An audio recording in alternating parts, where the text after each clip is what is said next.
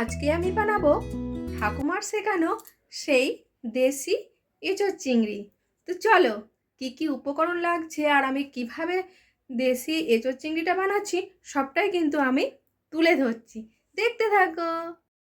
দেশি এঁচোড় চিংড়ি বানানোর জন্য প্রথমেই লাগছে দেশি এঁচোড়, চিংড়ি মাছ, আলু, পেঁয়াজ, টমেটো, আদা, রসুন, লঙ্কা, তেজপাতা, সাদা জিরে, স্বাদ মতো নুন, হলুদ, কাশ্মীরি লঙ্কার গুঁড়ো, স্বাদ মতো চিনি বা গুড়, আর লাগছে সর্ষের তেল।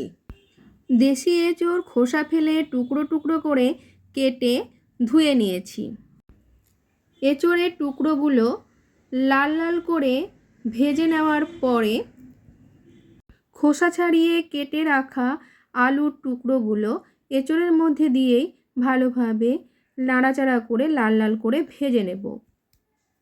খোসা ছাড়ানো ধুয়ে রাখা চিংড়ি মাছে নুন হলুদ মাখিয়ে ভালোভাবে আমি ভেজে নেব। আর সবজি যত ভালো ভাজা হয় জানো তো বন্ধুরা, তত তরকারির টেস্ট কিন্তু তত ভালো হয়।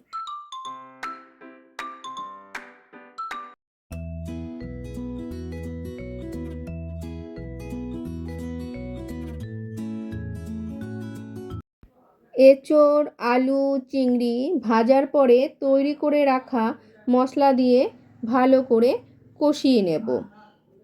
মশলাটা একটু কষানোর পর কেটে রাখা টমেটো কুচি, কয়েকটা কাঁচা লঙ্কা দিয়ে আবারও কষিয়ে নেব।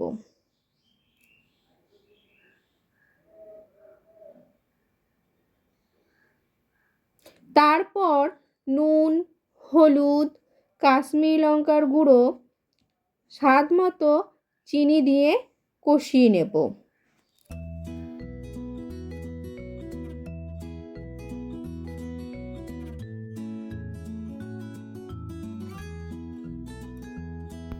মশলা যাতে পুড়ে না যায় এজন্য অল্প পরিমাণে জল দিয়ে দেব। এভাবেই কষাতে থাকবো।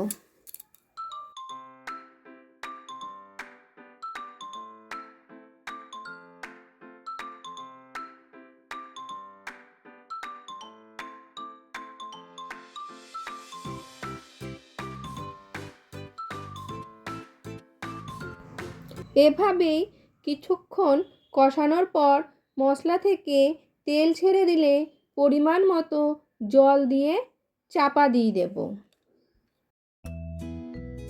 10 থেকে 15 মিনিট পর চাপা খুলে দেখব সেদ্ধ হয়েছে কিনা। তো বন্ধুরা আবারও দেখা হচ্ছে নতুন কোনো ভিডিও নিয়ে।